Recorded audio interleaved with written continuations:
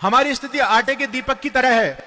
अगर आप आटे के दीपक को बाहर रखोगे तो कौवा ले जाएगा, और घर के अंदर रखेंगे तो चूहा ले जाएगा। आखिर हिंदू की रक्षा होगी तो होगी कैसे, मुझे बताइए। महानुभाव, केवल कोरे नारों से हिंदुत्व बचने वाला नहीं है। अरे आंधियां चलने लगी हैं, ज्वार को पैदा करो। आंधियां चलने लगी हैं, ज्वार को पैदा करो। कंठ में क्रंदन नहीं, हंकार को पैदा करो। फिर से अब सजने लगी कुरुक्षेत्र समर भूमिका, पार्थ तुम गांडीव में टंकार को पैदा करो। आज समय की आवश्यकता है।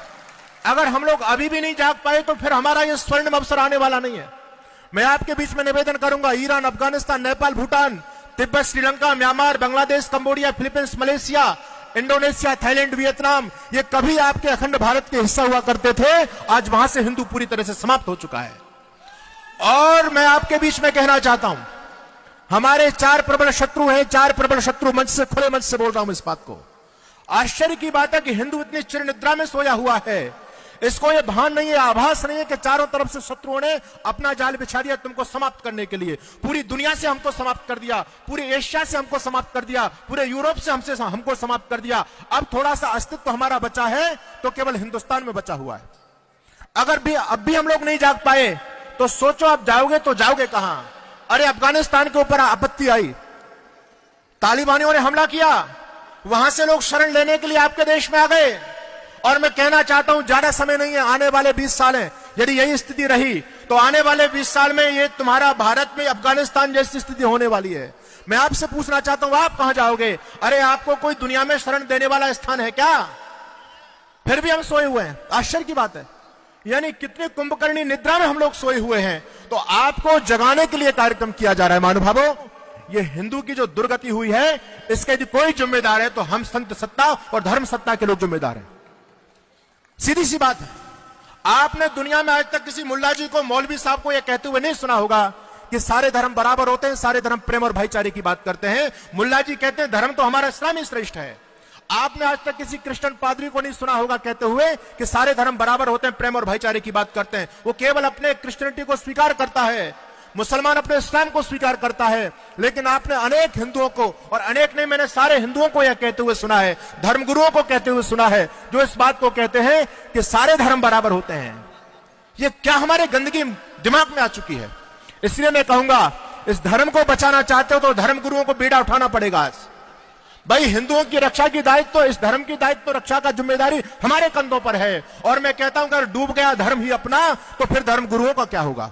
आज स्थिति यह हो रही है, हिंदू सबका रॉ मेटेरियल बन चुका है, सब में हिंदू जा रहा है। अच्छा, मुसलमान कौन बन रहा है? आज ये चिंतन हमको यहां पर करना है, हिंदू को बचाएंगे कैसे। आप सोचिए, मुसलमान भी हमको बनाया जा रहा है, यानी हिंदू ही मुसलमान बन रहा है। क्रिश्चियन कौन बन रहा है? क्रिश्चियन भी हमारे लोग बन रहे हैं। अन्य जितने भी ऐसे मत मजहब समाज में चल रहे हैं, उनकी दीक्षा जाकर के कौन ले रहा है?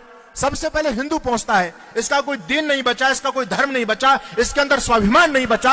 इसलिए इनके स्वाभिमान को पैदा करने का काम हमारी संत सत्ता, धर्म सत्ता करेगी। अगर इस धर्म को बचाना चाहते हो तो निर्णय यहां से लेकर के जाओ। केवल ताली बजाने से, जय श्री राम कहने से तुम्हारा धर्म बचने वाला नहीं है। 3 सूत्र में दूंगा और संक्षिप्त में चर्चा करूंगा। हालांकि ये बहुत जल्दी में ये विषय रखने वाला नहीं है। आपको ज्यादा मुझे सुनना, मेरा धर्म यूट्यूब पे चैनल है धर्म युद्ध के नाम से, आप उसको सुनिएगा। मैंने बहुत सारी चर्चा की, पूरे देश में घूमता हूं। मैं आपसे कहना चाहता हूं, यदि इस धर्म को बचाना चाहते हो तो सबसे पहले रिश्ते बचाइए आप अपने। कुछ करने से होगा, केवल जय श्री राम के नारे लगाने से धर्म बचने वाला नहीं है। आज हम ये सोचें कि सरकार कुछ करेगी, मोदी जी की सरकार आ गई। अरे भाई, इन सरकारों के भरोसे ज्यादा मत बैठो। ये तो हमको स्वयं निर्णय लेना पड़ेगा, खुद करना पड़ेगा। पहली बात कहना चाहता हूं, रिश्ते बचाइए। रिश्ते बचाने का मतलब समझ गए आप लोग? आज बहन भाई का रिश्ता नहीं बच रहा है। रिश्ते बचाने का मतलब है कि थोड़ी आबादी बढ़ाइए। अगर एक ही तुम्हारा बच्चा है तो बचाओ, तुम्हारे रिश्ते बच्चे कहां। इसलिए निर्णय यहां से करके जाओ। जितने भी हमारे नौजवान भाई यहां पर बैठे हैं, बहनें बैठी हैं, और जो बुजुर्ग लोग हैं, जाकर के अपने बच्चों को ये तो कहो, भाई धर्म पर संकट है। अरे एक बच्चा धर्म के लिए आपका होना चाहिए। रिश्ते बचाइए। अगर एक ही बच्चा है तो ना ताऊ मिलेगा, ना चाचा मिलेगा, ना मामा मिलेगा। क्या स्थिति हमारे समाज की होने वाली है। अरे वो तो कहते हैं कि हम 5 हमारे 70 और सबके हाथ में ईंट और पत्थर। मैं ये कहता हूं कि इस हिंदू को मारने के लिए ज्यादा उनको कुछ करने की आवश्यकता नहीं, हम स्वयं मर रहे हैं। हमको सरकारों ने बहकाया, नारा दिया हम दो हमारे दो। हमने नारे को वेद मंत्र मान करके स्वीकार कर लिया। उसके बाद फिर हमको नारा दिया कि शेर का बच्चा एक ही अच्छा, हमने इस नारे को भी स्वीकार कर लिया। उसके बाद में फिर हमको नारा दिया, अरे बच्चा ना बच्ची और नींद आए अच्छी। आज हम इस स्थिति तक आ चुके हैं। पूरे पुराने लोगों को देखो, तुम्हारा परिवार कितना बड़ा हुआ करता था, सभी कहते हम 10 भाई थे, 8 भाई थे। अब तुम्हारे बच्चे कितने हैं? कहते हैं जी एक ही है। हम 10 से 1 पर आ चुके हैं और वो कहते हैं हम 5, हमारे 70 और सबके हाथ में ईंट और पत्थर। आप देखो, राम जन्मोत्सव पर आप यात्रा नहीं निकाल सकते, जन्माष्टमी पर आप यात्रा नहीं निकाल सकते।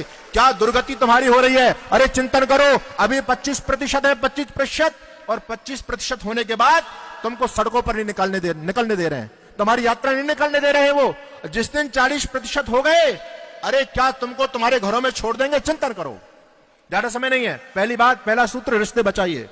दूसरे सूत्र में आपसे कहना चाहता हूं, गले लगाइए। महानुभावों, आप इस भ्रम में मत बैठो कि आपकी आबादी बहुत ज्यादा है। इतना प्रबल षड्यंत्र चल रहा है, आपके अपने भाइयों को आपसे दूर कर दिया गया है। अभी विजयदशमी के दशहरा जो निकला है, आपकी दिल्ली के अंदर ही 10,000 भाइयों का धर्म परिवर्तन किया गया। इस केजरीवाल की सरकार में सारा खेल हुआ है।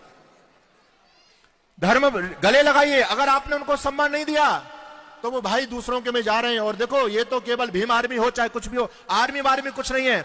उन विधर्मियों के ये पैसे से पोषित पालित संगठन है जो तुम्हारी ताकत को कमजोर कर रहे हैं। और तीसरी बात है, व्यापार बचाइए। और मैं चलते चलते बस ये कहना चाहता हूं, अगर हमने कुछ ठोस प्रबंध नहीं किया, इतिहास न तुमको माफ करेगा, याद रहे। इतिहास न तुमको माफ करेगा। चिंतन करो, आने वाला 20 साल भारत क्या होने वाला है। इस देश में सर तन से जुदा के नारे लग रहे हैं। इस देश को गजवा हिंद बनाने की तैयारियां चल रही हैं और अनेक सारे चीन की वेबसाइट पर 28 टुकड़ों में आपके राष्ट्र को बांटने की योजना बन रही है। पंजाब उसका एक उदाहरण है। इसलिए आने वाले 20 साल में हम अपने बच्चों को क्या देकर के जाना चाहते हैं? ऐसा ये गला सड़ा भारत देना चाहते हैं? विधर्मियों के हाथ में बच्चों को सौंप करके जाना चाहते हैं?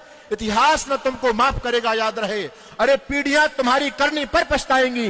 यदि बांधने से पहले जल सूख गया तो धरती की छाती पर दरार पड़ जाएंगी। आज आवश्यकता है हम सभी मिलकर के एक ठोस निर्णय यहां से